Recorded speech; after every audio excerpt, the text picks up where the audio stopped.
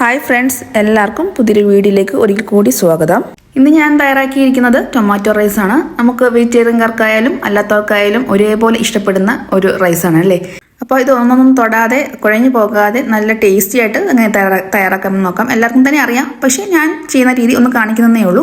അപ്പോൾ നമുക്ക് വീഡിയോയിലേക്ക് കിടക്കാം. അപ്പോൾ അതിന് മുമ്പ് ആരെങ്കിലും സബ്സ്ക്രൈബ് ചെയ്യാതെ കാണുന്നുണ്ടെങ്കിൽ ഒന്ന് സബ്സ്ക്രൈബ് ചെയ്ത് സപ്പോർട്ട് ചെയ്യണേ. അതേപോലെ ഇഷ്ടപ്പെട്ടാൽ ഒന്ന് ലൈക്ക് ചെയ്യാനും മറന്നു വരുത് കേട്ടോ. അപ്പോൾ അതിനുവേണ്ടി ഞാൻ എടുത്തേക്കുന്നത് 2 സവാള ചെറുതായിട്ടൊന്ന് നീളത്തിൽ അരിഞ്ഞെടുത്തിട്ടുണ്ട്. പിന്നെ ഇഞ്ചിയും വെളുത്തുള്ളി പേസ്റ്റ് അത് 1 ടേബിൾ സ്പൂണാണ് വേണ്ടത്. പിന്നെ 4 പച്ചമുളക് എടുത്തിട്ടുണ്ട്. പിന്നെ അതിനുശേഷം 4 തക്കാളി എടുത്തിട്ടുണ്ട്. വലിയ സൈസ് തക്കാളി പഴുത്താണ് എടുത്തേക്കുന്നത്. പിന്നെ എടുത്തേക്കുന്നത് മല്ലിയിലയാണ്. പുതിനയില ഉണ്ടെങ്കിൽ അതും എടുക്കാം കേട്ടോ. പിന്നെ അരി ഞാൻ എടുത്തേക്കുന്നത് സെല്ല ബസ്മതി റൈസാണ്. ഇതല്ലെങ്കിൽ ജീരകശാല അരി ആയാലും മതി, നമുക്ക് ഇഷ്ടമുള്ള റൈസ് എടുക്കാം. ഇനി നന്നായിട്ടൊന്ന് കഴുകിയ ശേഷം നമുക്കൊരു 15 മിനിറ്റത്തേക്ക് ഒന്ന് കുതിർക്കാൻ വെക്കാം. പിന്നെ ഇതിലേക്ക് ചേർക്കാൻ വേണ്ടി ഞാൻ എടുക്കുന്നത് സോയാബീനാണ്. 1 പിടി സോയാബീനെ എടുത്തിട്ടുള്ളൂ. അപ്പോൾ ഇതും ചൂടുവെള്ളത്തിൽ കുറച്ച് നേരം ഇട്ട് വെച്ചതിന് ശേഷം പിന്നെ അതെടുത്ത് പിഴിഞ്ഞിട്ട് നല്ല വെള്ളത്തിൽ നന്നായിട്ട് കഴുകിയെടുത്തതാണ്. അത് രണ്ടായിട്ടൊന്ന് അരിഞ്ഞെടുത്തിട്ടുണ്ട്. അപ്പോൾ ബിരിയാണി വെക്കാൻ വേണ്ടി ഞാൻ ഈ ഒരു പാത്രമാണ് എടുത്തേക്കുന്നത്. ഇനി ഇതിലേക്ക് ചേർത്ത് കൊടുക്കുന്നത് സൺഫ്ലവർ ഓയിലാണ്. അതൊരു 3 ടേബിൾ സ്പൂൺ വരെ ചേർത്ത് കൊടുക്കാം. ഇതിലേക്ക് 1 ടേബിൾ സ്പൂൺ നെയ്യും കൂടെ ചേർക്കുന്നുണ്ട്. ഓയിലും എണ്ണയൊക്കെ നന്നായിട്ടൊന്ന് ചൂടായ ശേഷം നമുക്ക് ഇതിലേക്ക് സ്പൈസസ് ചേർത്ത് കൊടുക്കാം. അപ്പോൾ ഒരു തക്കോലം, 5-6 ഏലക്ക, ഗ്രാമ്പു, അതേപോലെ പട്ട, 2-3 കഷ്ണം പട്ട, പിന്നെ 5-6 കുരുമുളകും കൂടെ അതും കൂടി ചേർത്ത് നന്നായിട്ടൊന്ന് മൂപ്പിച്ചെടുക്കാം. പിന്നെ അതിലേക്ക് 2 ബേ ലീവ്സും കൂടെ ചേർക്കുന്നുണ്ട്. അപ്പോൾ അതൊന്ന് മൂത്ത് വന്നതിന് ശേഷം ഇതിലേക്ക് നമുക്ക് സവാളയും അതേപോലെ പച്ചമുളകും കൂടെ ചേർത്തൊന്ന് വഴറ്റി കൊടുക്കാം.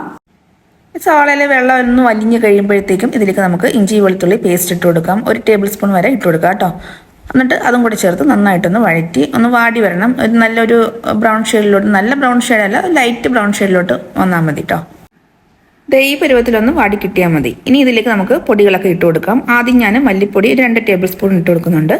പിന്നെ അതിനുശേഷം മുളക് പൊടിയും അതേപോലെ 2 ടേബിൾ സ്പൂൺ ഇട്ട് കൊടുക്കുന്നുണ്ട്. അപ്പോൾ ഞാനിവിടെ കാശ്മീരി ചില്ലി പൗഡറാണ് ചേർത്ത് കൊടുത്തേക്കുന്നത്. നമ്മൾ വെജ് ബിരിയാണി ഉണ്ടാക്കുന്നതുകൊണ്ട് അധികം എരിവ് വേണ്ടല്ലോ. പിന്നെ അതിലേക്ക് 1 ടീസ്പൂണ് മീറ്റ് മസാലയും കൂടി ചേർക്കുന്നുണ്ട്. എന്നിട്ട് ഈ പൊടികളുടെയൊക്കെ പച്ചമണം മാറുന്ന വരെ നന്നായിട്ടൊന്ന് വഴറ്റി കൊടുക്കാം.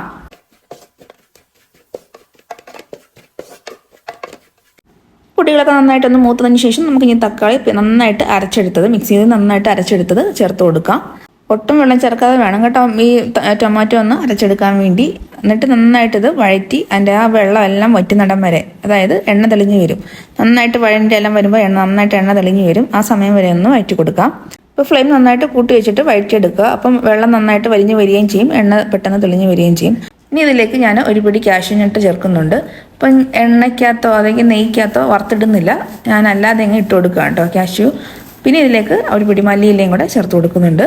അപ്പോൾ പുതിനയില കയ്യിലുണ്ടെങ്കിൽ അതും കൂടെ ചേർത്ത് കൊടുക്കുക കേട്ടോ. അപ്പം എനിക്ക് വാങ്ങിക്കാൻ കിട്ടിയില്ല, അതുകൊണ്ട് ഞാൻ ചേർത്ത് കൊടുത്തിട്ടില്ല, മല്ലിയില മാത്രമേ ഉള്ളൂ. ഇനി ഇതിലേക്ക് ചേർത്ത് കൊടുക്കുന്നത് സോയാബീനാണ്. അപ്പോൾ ഇതിൻ്റെ കൂടെ ക്യാരറ്റ്, ക്യാബേജ്, അതേപോലെ ഗ്രീൻ പീസ്, അത് ഇഷ്ടമുള്ള താല്പര്യമുള്ള വെജിറ്റബിൾസ് എല്ലാം ചേർത്ത് കൊടുക്കാം കേട്ടോ. എന്നിട്ട് ഇതിലേക്ക് കുറച്ച് ഉപ്പും കൂടെ ചേർത്ത് നന്നായിട്ട് ഇത് വഴറ്റിയെടുക്കാം. ഈ മസാലയും ഉപ്പും എല്ലാം ഈ സോയാബീനിലേക്ക് പിടിക്കത്തക്ക രീതിയിൽ നന്നായിട്ടൊന്ന് വഴറ്റി കൊടുക്കാം. ഈ വഴറ്റുന്ന സമയത്ത് എല്ലാം നമ്മൾ ഫ്ലെയിം നന്നായിട്ടൊന്ന് കുറച്ച് വെക്കുക. അപ്പോൾ കുറഞ്ഞത് 2-3 മിനിറ്റ് ഒന്ന് വഴറ്റിയെടുക്കാം. നല്ല ടേസ്റ്റ് ആണ് ഈ റൈസ് കഴിക്കാൻ വേണ്ടി. ഒരിക്കലെങ്കിലും നിങ്ങൾ ഇങ്ങനെ ചെയ്ത് നോക്കുക കേട്ടോ. പിള്ളേർക്കായാലും നമുക്ക് സ്കൂളിൽ കൊടുത്തു വിടാൻ എളുപ്പം തയ്യാറാക്കി എടുക്കാൻ പറ്റും. ഇതേപോലെ വെജിറ്റബിൾസൊക്കെ ഒന്ന് തലേദിവസമൊക്കെ ഒന്ന് അരിഞ്ഞ് വെച്ചിരുന്നാൽ മതി. ഇനി നമുക്ക് കഴുകി ഊറ്റി വെച്ചിരിക്കുന്ന അരിയും കൂടെ ചേർത്ത് കൊടുക്കാം. അരിയും കൂടെ ചേർത്ത് നന്നായിട്ട് ഒന്ന് വഴറ്റിയെടുക്കാം. അപ്പോൾ അതിലേക്കും കൂടെ ഈ മസാലയൊക്കെ അങ്ങ് പിടിച്ചോളും. അപ്പോൾ കുറഞ്ഞത് 2-3 മിനിറ്റ് വരെയെങ്കിലും ഒന്ന് വഴറ്റി കൊടുക്കും കേട്ടോ. ഒരു 5 മിനിറ്റ് വരെ ഇങ്ങനെ വഴറ്റി കൊടുക്കുക. അപ്പോഴത്തേക്ക് ഈ അരിയൊന്ന് നന്നായിട്ടൊന്ന് മൂത്ത് നല്ല സ്മെല്ല് വരും.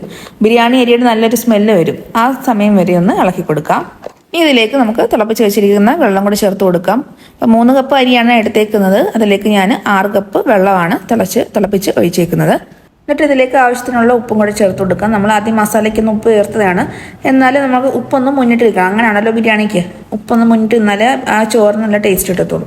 ഇനി നമുക്ക് നല്ല ഹൈ ഫ്ലെയിമിൽ വെക്കാം. ഇത് നന്നായിട്ട് തിളച്ചിട്ട് അന്ന് വറ്റി വരുമ്പോഴത്തേക്ക്, അതായത് ചോറും വെള്ളവും ഒരേ ലെവലാകുമ്പോഴത്തേക്കും ഫ്ലെയിം നന്നായിട്ട് കുറച്ച് വെക്കാം. അതിനുശേഷം നമുക്ക് മൂടി വെച്ചിട്ട് ഒരു 20 മിനിറ്റത്തേക്ക് നമുക്ക് വേവിച്ചെടുക്കാം. അപ്പോൾ ഞാനാണെങ്കിൽ ഒരു 2-3 തവണ ഒന്ന് ഇടവിട്ടൊന്ന് ഇളക്കിയിട്ട് കൊടുക്കുന്നുണ്ട്. നമുക്ക് അടിയിൽ പിടിക്കരുതല്ലോ, അതിന് വേണ്ടി 2-3 തവണ ഒന്ന് ഇളക്കിയിട്ട് കൊടുക്കുന്നുണ്ടായിരുന്നു. അപ്പോൾ ചോറ് ഇവിടെ റെഡി ആയിട്ടുണ്ട്. അപ്പോൾ എല്ലാവരും തീർച്ചയായിട്ടും ചെയ്ത് നോക്കുക.